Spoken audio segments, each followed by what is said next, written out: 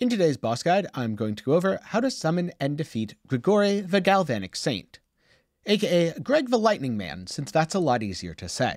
If you find this useful and want to see more guides, reviews, and much more, do be sure to get subscribed, leave a like while you're down there, and for now, let's get into it. So first up, if you want to start hunting down Greg the Lightning Man, you need some living steel. And living steel is unfortunately only found during a Helltide, which isn't up all the time. So you're going to need to wait for a Helltide to become active. While you can fight Grigoire and collect the living steel in World Tier 3, it's pretty inefficient, so instead I would recommend waiting until you're able to do it in World Tier 4. Collect living steel. First you'll need 300 aberrant cinders. Then you need to look for the Tortured Gift of Living Steel, a special Helltide chest guarded by a gigantic demon called He Grins Wide and Waits. He certainly does a lot of waiting. Should you manage to defeat him, spend your cinders and open the chest, you'll get 3 living steel in World Tier 4.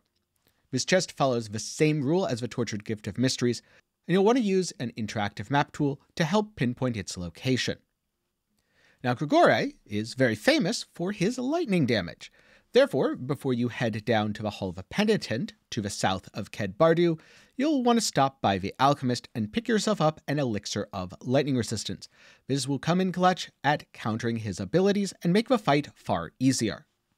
And so with that said, you should be ready to take on the boss, to either start farming your unique items or get materials to take on Duriel King of Maggots. And speaking of, if you want a Duriel guide, check down in the description below after watching this video. So to start with, Grigoire enters the arena with a blast. In fact, his entry is so shocking, it can kill unprepared players.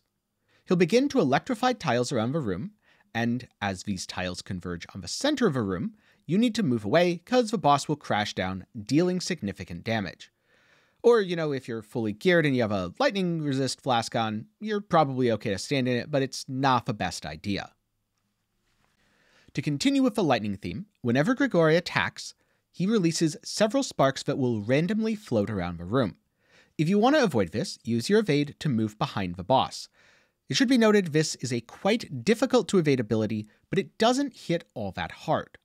What can be a little bit more problematic is the Empowered Spark Strike, which works exactly like the regular version, except he swings his mace in a wider radius, making it even harder to avoid, releases more sparks, and if you're hit, then he knocks you back. Position yourself carefully so you aren't knocked into any of the environmental hazards.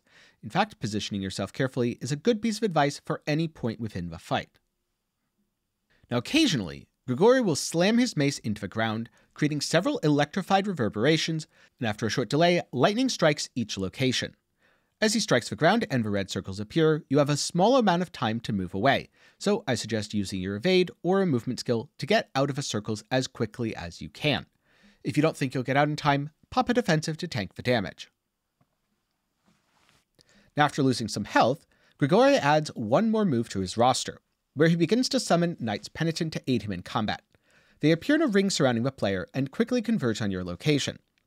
Luckily, they don't hit very hard and don't have much health, so you should be able to use AoE skills to dispatch them quickly.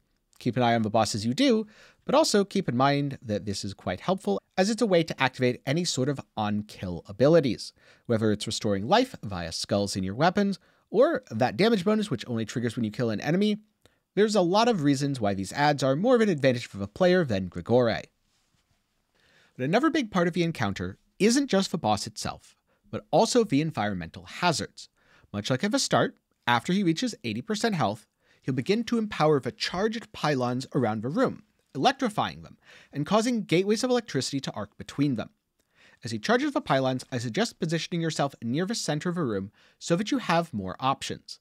And by themselves, these pylons are quite easy to avoid because the pattern won't change, but you have to position carefully so Grigoire's attacks, especially those with knockback, don't knock you into the beam.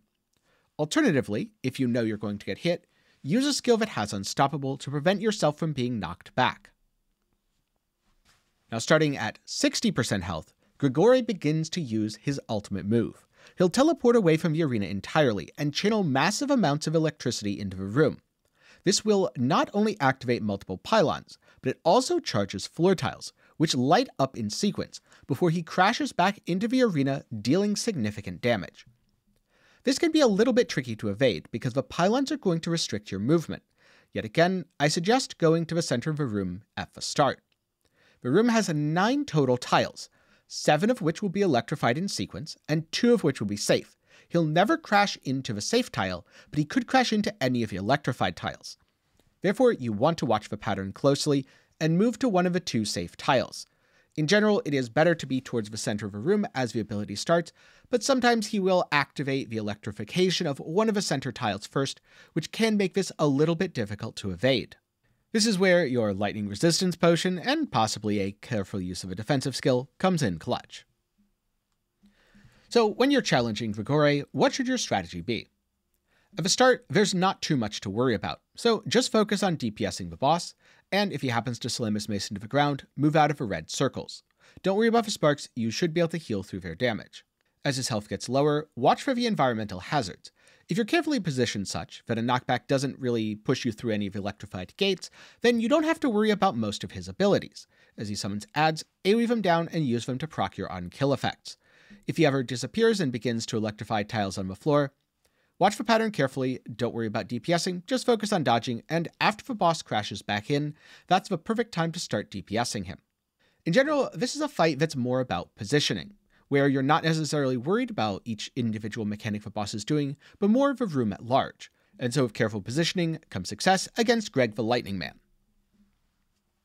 And of course, should you defeat Grigoire, not only will you get materials that you can use to summon Duriel, the King of Maggots, but you'll also have a significant chance to drop a unique item. Here's a list of the unique items which can currently be farmed by defeating Grigoire.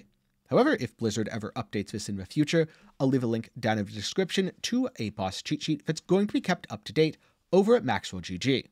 Now, I didn't find Grigoire to be a particularly difficult fight when I took him on, but I did find it to be a very cool and cinematic encounter. If this was an ultimate encounter for Diablo 4, I wouldn't be too upset, because in terms of epicness, I honestly think it's really well done. Having the room get electrified is quite scary. Having the boss crash in a way that does significant damage is cool. And while I know his purpose wasn't to be an uber boss, it was still cool to see such a nice presentation. Furthermore, all of the truly dangerous attacks are really well telegraphed. It's not as confusing or chaotic as a fight like Lord Zier. And it's not so simple as a fight like Varshan, where things felt just a little bit boring. In fact, I'd say of the Diablo endgame bosses, he's probably my favorite. But now I'm curious, what's your favorite boss fight from any Diablo game? Or if you haven't played any Diablo games outside of Diablo 4, what's your favorite boss fight from any game, and why? Be sure to leave some of those down in the comments below. Now, if you're looking to defeat any of the other bosses, then don't worry, I've got you. I have guides on all of them that will be linked up in the card and down below. The only exception being Uber Lilith, since she's a boss that you do for the challenge, not a boss that you do for the loot. I've got one for all the endgame bosses that are farmed for their loot. Or if you want a handy way to reference all of his abilities without having to go back in the video, then I've got a full guide that should be live over at Maxwell GG, which is also where you can find that boss cheat sheet that I mentioned earlier. With that said, thanks for watching, and a special thanks to my patrons and channel members for the continued support. For as low as $1 a month, you can help make videos just like this one possible. Link to support is down below. I hope you learned a bit about Grigoire the Galvanic Saint and some of the ways to defeat him. And who knows, maybe someday we'll be fighting Uber Greg for a chance at a double Uber unique 5 seasons down the line. If that's the case, I guess I'll see you again in the future for another boss guide in Diablo 4.